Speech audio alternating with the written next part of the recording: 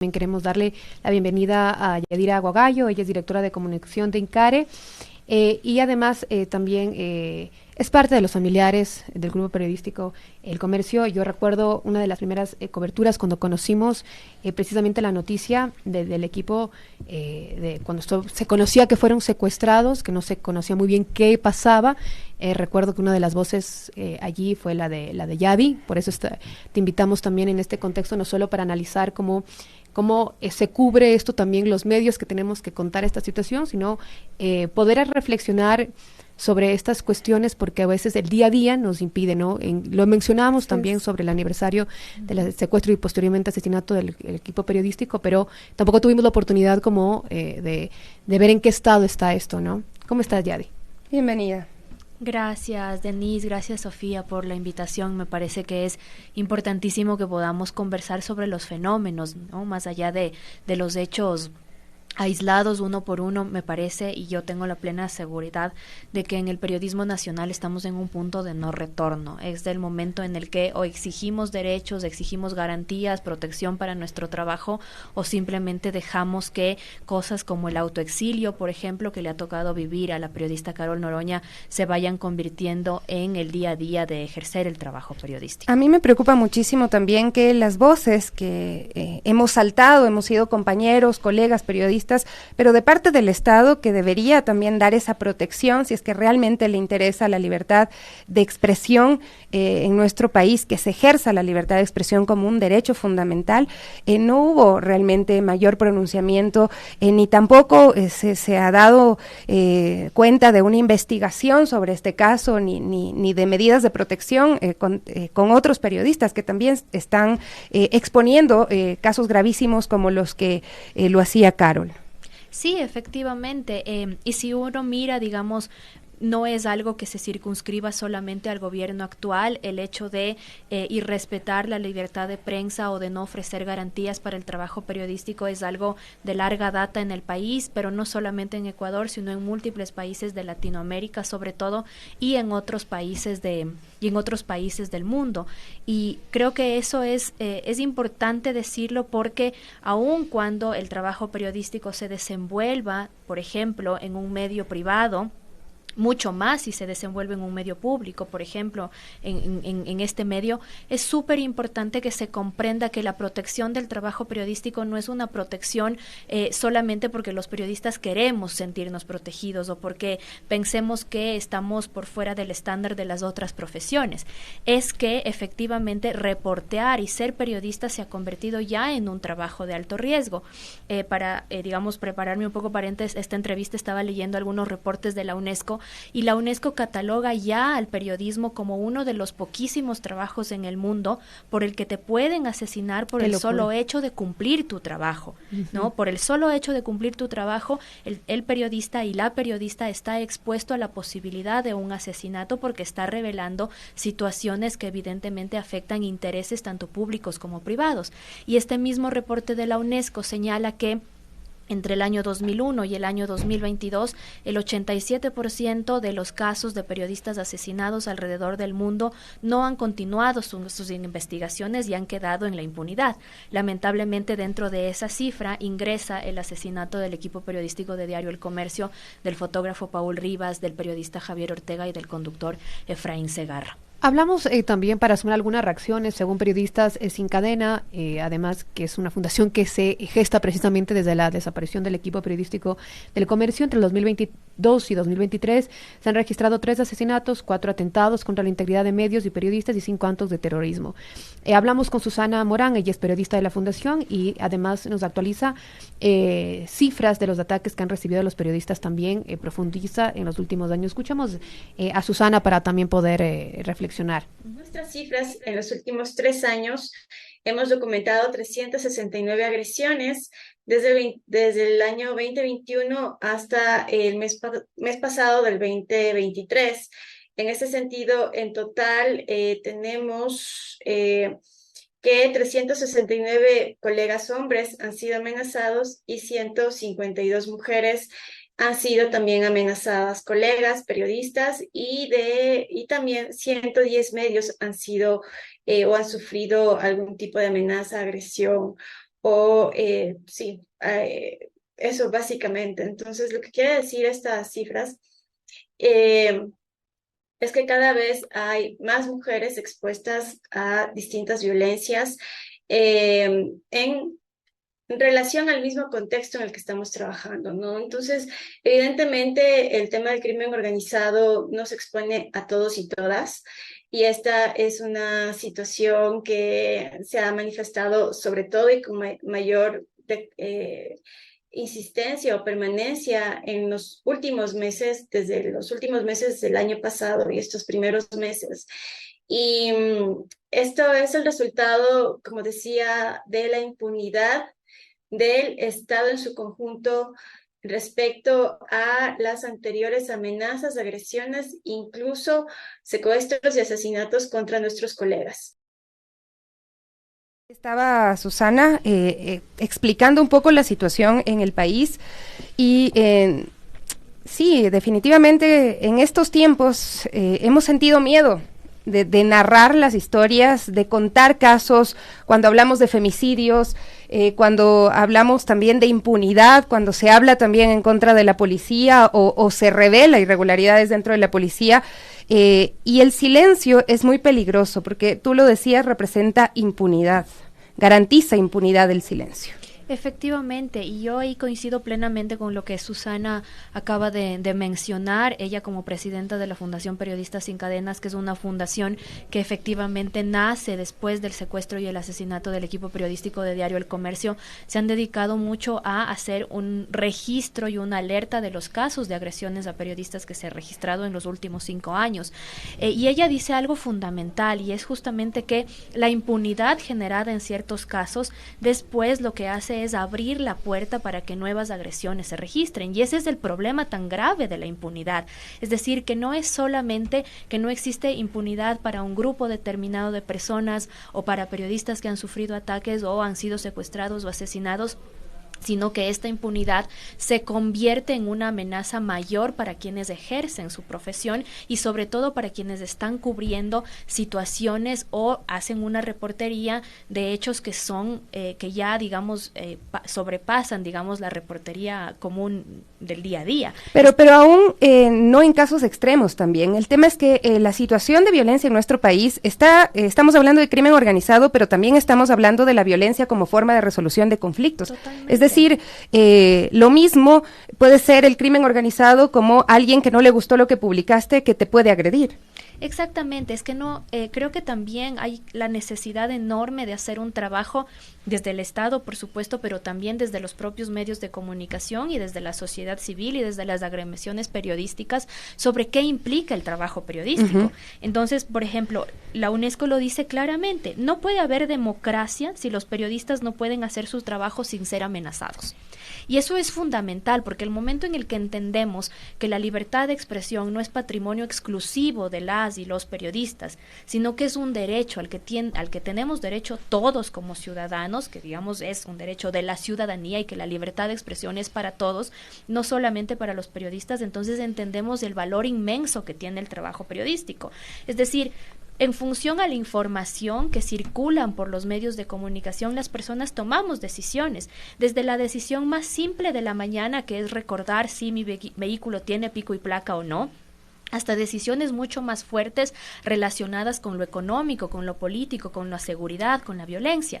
Pero en la medida en la que la sociedad no está entendiendo cuáles son las enormes necesidades de contar con un trabajo periodístico protegido, vamos a continuar replicando esos círculos de violencia. Yadi, desde lo que ocurrió con el equipo periodístico del Comercio, fueron varias etapas. Yo recuerdo que había las reuniones en el COE, había alguna socialización del tema, pero había una desorganización para poder contar porque claramente no entendíamos en ese momento qué pasaba.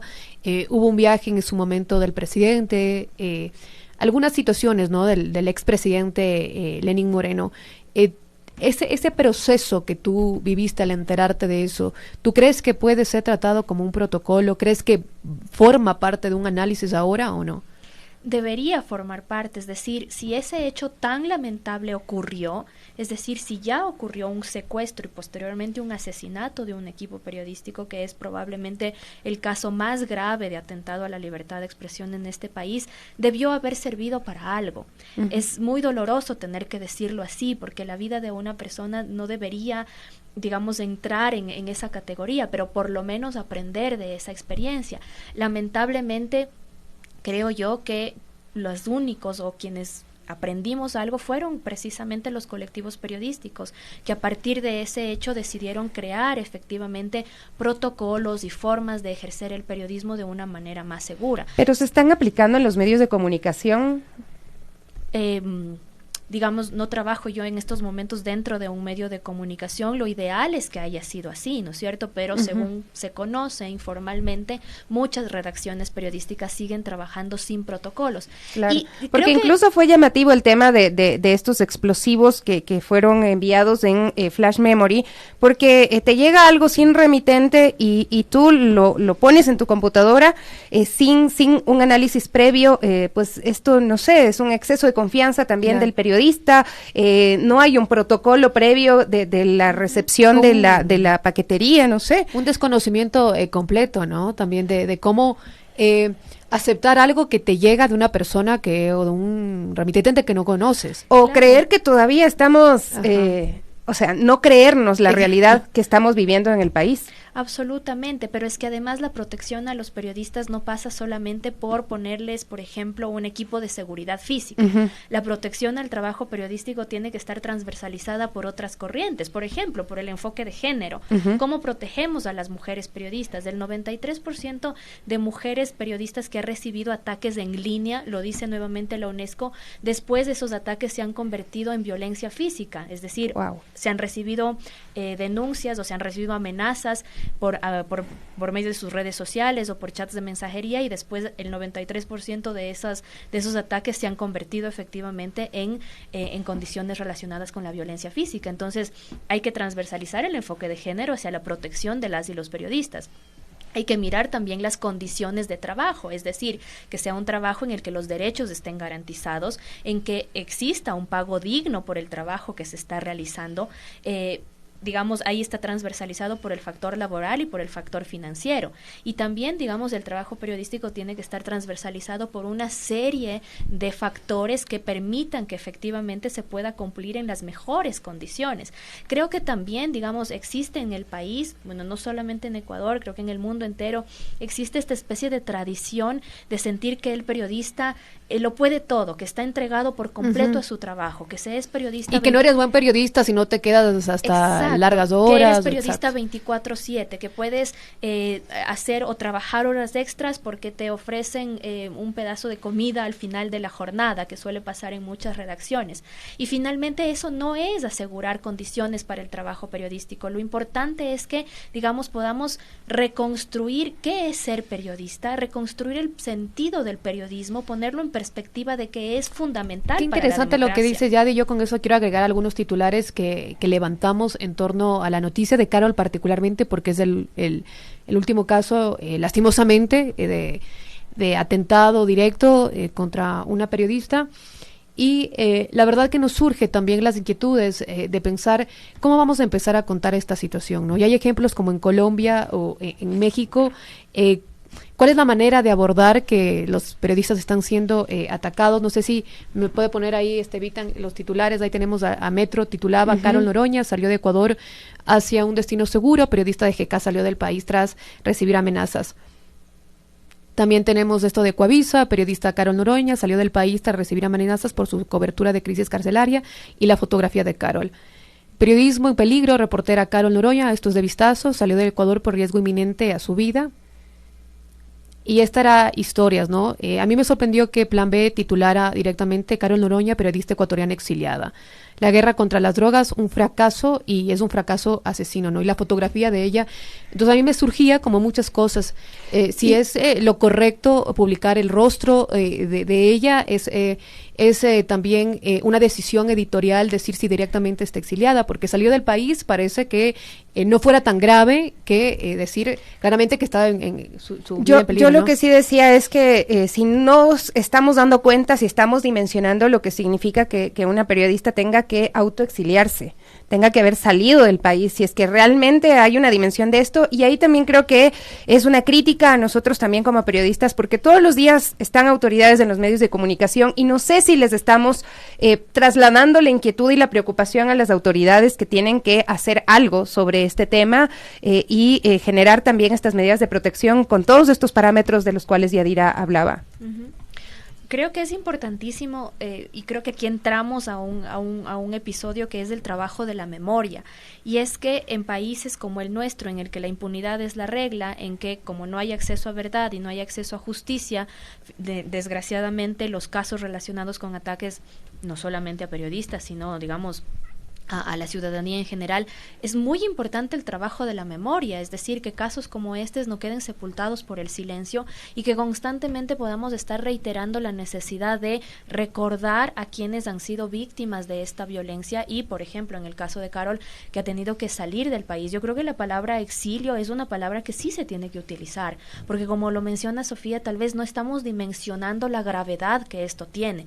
Creemos simplemente que Carol tuvo que salir del país y que probablemente regresará en 1 o 2 meses. Claro. Pero cuando hablamos de exilio, estamos hablando de una persona a la que, digamos, sin que haya sido su deseo, tenga que salir del país para proteger su integridad física, para proteger incluso la integridad de sus amigos y de su familia, y que está viviendo ahora en otro destino, no sabemos en dónde, pero que en ese destino también, digamos, tiene que estar alrededor de medidas de seguridad, sin poder salir del lugar en el que se encuentra, sin poder ejercer su profesión y además, digamos, bajo condiciones económicas, bajo condiciones financieras que también son graves. Entonces, y preocupada con lo que pasa con su familia en Ecuador. Entonces, el momento en el que le ponemos las palabras correctas a los fenómenos que estamos viviendo, podemos tener la capacidad de dimensionar lo que está pasando. Eso es fundamental. Y lo otro, digamos, Sofía decía, ¿cuáles son estas cosas que se tendrían que tomar en cuenta para la cobertura periodística? Entonces,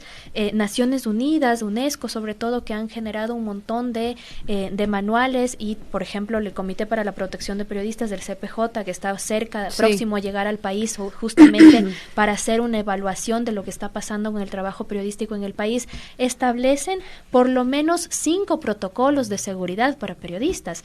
Por ejemplo, protocolos de seguridad digital.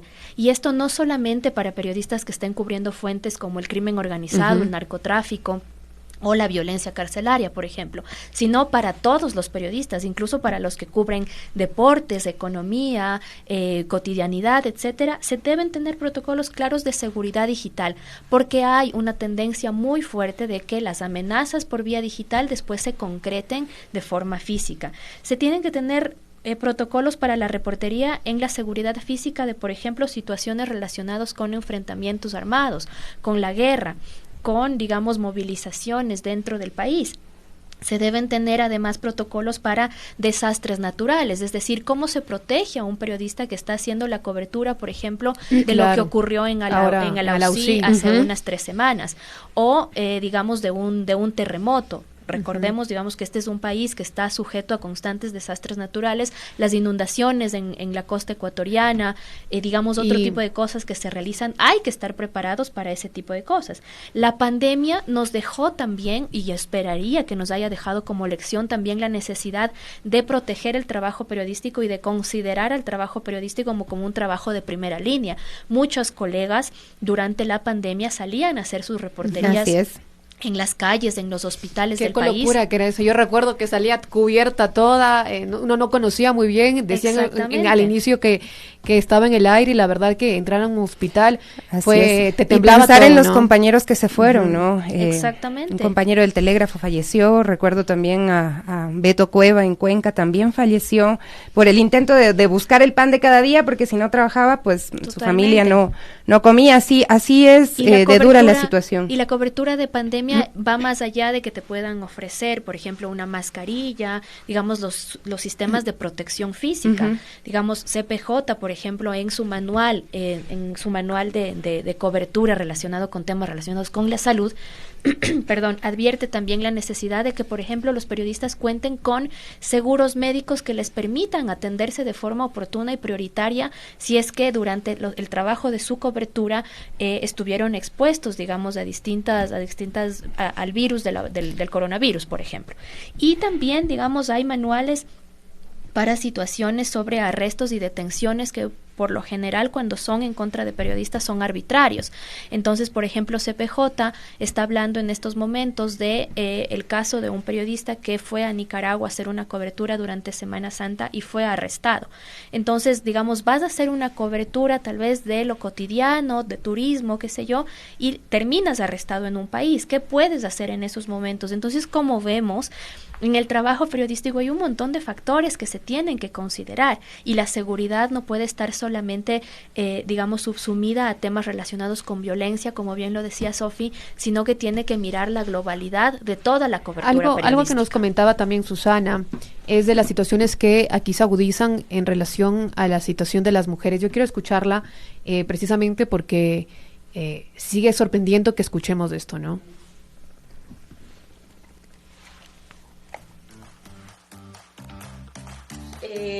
Entrevistando periodistas de 5 o 6 provincias, a mujeres periodistas de 5 o 6 provincias, en las que reiteradamente nos cuentan distintas situaciones, como por ejemplo, es muy frecuente el tema de la violencia sexual contra mujeres periodistas en sus medios de comunicación, fuera de ellos o incluso con sus fuentes, ¿sí? Lamentablemente es una situación extendida, poco difundida y poco conocida, pero que está presente, es permanente y es una amenaza latente contra las mujeres periodistas. Pero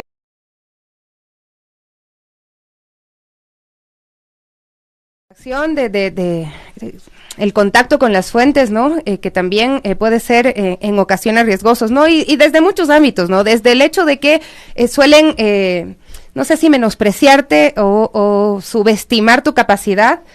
También a nosotros suelen decirnos niñas, ¿no? Pero si es que hay un periodista hombre, evidentemente la actitud no es la misma, ¿no? Pero también yo te decía, a nosotros que cubrimos también temas de género, el hablar hoy por hoy de femicidios, cuando te dicen un femicidio a una joven, por ejemplo, le dispararon después de que ella había hecho algunas denuncias y no tuvo protección de la policía, y tú al denunciar esto, al poner el nombre de la persona que está acusada como presunto femicida, pues también te estás poniendo en riesgo, ¿no? Estás generando estas situaciones pero si te callas, pues pones también en desprotección a todas las mujeres, no solamente a la que ya no está, sino a todas las mujeres que posiblemente puedan pasar por circunstancias de riesgo, que tengan amenazas y que temen denunciar. Sí, y digamos, la violencia contra las mujeres periodistas es un fenómeno que cada vez se empieza a observar mucho más. De hecho, incluso dentro de los manuales de cobertura y de protocolos para la protección de periodistas hay manuales especializados para mujeres periodistas y cómo garantizar que efectivamente su trabajo sea un trabajo que esté protegido. Y lo que dice Sofía es fundamental porque, digamos, cuando estás ante una situación de amenaza o una situación de peligro, sí que te pones a valorar qué es lo que importa más, ¿no es cierto? Continuar con el relato de esas historias o protegerte a ti misma. Y ahí surge un fenómeno que es tremendo para la democracia y para las ciudadanías, que es el de la autocensura. Es decir, hay una frase, hay una premisa del periodismo que dice que ninguna historia vale la vida de un periodista, efectivamente, pero cuando se empiezan a imponer situaciones de violencia, todas las historias corren el riesgo de ser silenciadas y que por lo tanto no tengamos espacios de debates que son tan importantes. De ahí que, digamos, proteger el trabajo de las mujeres periodistas se tiene que convertir en una prioridad para las redacciones de todos los medios, de los públicos, de los privados, de los comunitarios, de los universitarios. Es decir, se tiene que hacer un trabajo súper fuerte para la protección de las mujeres. En el año 2021, Chicas Poderosas, que es una organización global de periodistas mujeres, que tiene también su sede acá en Ecuador, realizó una investigación que se denomina Así Hacemos Periodismo. Y en Así Hacemos Periodismo, que está colgado en el portal de Chicas Poderosas, se identificaban algunas de los factores que más amenazaban el trabajo periodístico de las mujeres.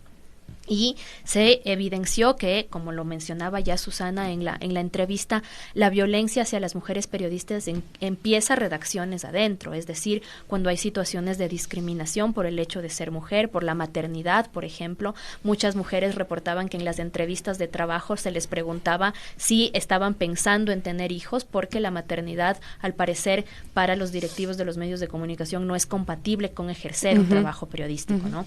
Después, digamos, es bien interesante que las mujeres periodistas están percibiendo menor sueldo aun cuando trabajan mucho más horas. Hay reportes de Chicas Poderosas, por ejemplo, que hay mujeres que ganan $500 cuando su trabajo semanal sobrepasa incluso las 40 horas, ¿no? Entonces, en la medida en la que existan también esas desigualdades dentro de las propias empresas periodísticas, y bueno, vamos casos a seguir en los que uno puede decir, me ha pasado. Yo recuerdo alguna vez, hacíamos el mismo trabajo, de hecho, siempre yo trabajaba un poco más, ganaba un poquito más de la mitad, y claro, cuando nos igualaron el sueldo a mí me ofrecieron disculpas, pero eso fue después de un año y medio, y evidenciando la situación, ¿no? Pero nosotros que hablamos siempre de estas circunstancias, a veces somos también víctimas de estos temas. Nada más para ir cerrando, tenemos también un audio de Juan Pablo Albán, abogado y defensor de derechos humanos, para entender cuáles son los derechos de los periodistas que están siendo vulnerados. De la perspectiva de derechos humanos, para mí hay una violación, por supuesto, de la libertad de expresión, pero pienso yo que frente a algunas de las dinámicas, desde luego puede verse afectado otro conjunto de derechos. Empecemos por el tema del derecho de residencia, que es un derecho reconocido, por ejemplo, en la Convención Americana sobre Derechos Humanos. El que una persona se vea forzada a exiliarse, como es el caso de Carol, por ejemplo, implica una afectación de derechos que termina comprometiendo su calidad de vida en general, ¿no? Ella tiene que dejar su fuente de actividad, vivir con temor, separarse de su familia, romper sus lazos de amistad, llegar a una tierra extraña. Todo esto obviamente tiene repercusiones importantes. Y en el caso de otros periodistas, porque justo esta mañana reflexionaba que la realidad es que esta situación violenta se ha radicalizado ahora, pero empieza con el secuestro y el asesinato de Javier, de Paul y de Efraín. Entonces, por supuesto, en algunos casos, más allá de vulnerarse la libertad de expresión, puede haber inclusive vulneraciones del derecho a la vida, del derecho a la integridad personal, del derecho a la libertad personal. En general, la idea detrás de los derechos humanos es que hay interdependencia, y lo que eso significa es que cuando se vulnera un derecho, normalmente ese no es el único derecho realmente comprometido, sino que terminan siendo afectados otros derechos precisamente por ese carácter de interdependencia que tienen los derechos. Sobre la segunda cuestión, ¿qué garantías tiene hoy por hoy el periodista para salvaguardar su actividad, primero, más allá de su vida, su integridad? Son muy pocas, porque en general, claro, ustedes tienen las mismas protecciones que tenemos del resto de ciudadanos desde la perspectiva de las normas penales que castigan cierto tipo de comportamientos que caracterizamos como delitos. Obviamente hay entes administrativos como el Consejo de Comunicación que hacen monitoreo, hay organizaciones de la sociedad civil especializadas en temas de libertad de expresión como Fundamedios o como la Red de Periodistas Libres, pero finalmente esas son protecciones insuficientes. Porque cuando hay panoramas de violencia como el que estamos atravesando, y que, insisto, no empieza ahora, se origina antes, normalmente lo que hay que... Bueno, Yadi, queremos tu conclusión sobre este tema también, y ese llamado, ¿no? Desde estas voces críticas también al Estado y a la sociedad a defender el trabajo periodístico. Plena coincidencia con Juan Pablo. Juan Pablo es uno de los juristas que en este país, digamos, se ha dedicado sobre todo a, digamos, defender casos relacionados con el trabajo periodístico, y él, por supuesto, tiene las credenciales para hablar sobre el tema. Y algo que él menciona y que es fundamental es la necesidad que también el trabajo periodístico esté transversalizado por el enfoque de los derechos humanos, y eso es fundamental, más allá de solamente la cobertura de las situaciones de violencia en absolutamente todo. Me parece que es importante que recordemos que ya la nueva ley de comunicación en su artículo 42.1 le da al Estado, más bien le hace responsable al Estado ecuatoriano de generar mecanismos de protección para periodistas. Hace unas 4 semanas aproximadamente la presidenta del Cordicom anunciaba que esto va a entrar ya en marcha, y lo deseable ahí es que por este mecanismo de protección de periodistas tenga los presupuestos necesarios, tenga líneas estratégicas, tenga proyectos, tenga métricas, es decir, tenga políticas públicas que efectivamente demuestren que esto se puede hacer y que hay el pleno compromiso para hacerlo. Y creo que una reflexión final que es súper importante es el trabajo de la memoria. Digamos, ¿qué puede hacer la sociedad civil? ¿Qué podemos hacer nosotros como periodistas? ¿Qué podemos hacer nosotros como ciudadanos frente a este fenómeno? Es el trabajo de memoria. Y aquí me permito, digamos, conversar o hablar sobre una iniciativa de Nos Faltan 3, que en este momento está realizando un crowdfunding para que la historia de Paul, Javier y Efraín se convierta en una obra de teatro, y de ese modo pueda viajar por todas las ciudades ecuatorianas haciendo ese trabajo de memoria. Es decir, si ya se denegó la verdad y si ya hay una denegación de la justicia, que por lo menos la memoria no sea denegada. Y en ese sentido, Nos Faltan 3, junto con otras organizaciones periodísticas, lo que están haciendo es efectivamente un proyecto de memoria en el que, por medio del teatro, la historia del equipo periodístico de Diario El Comercio no quede en el silencio, más personas la puedan conocer y se puedan efectivamente desde la memoria desarrollar capacidades para la protección del trabajo periodístico. La información sobre esta iniciativa se encuentra en las redes de Nos Faltan 3, y, digamos, para quienes quisieran tener un mayor conocimiento de ellas, lo pueden encontrar en Facebook y en Twitter. Muchísimas gracias, Yadi, de verdad.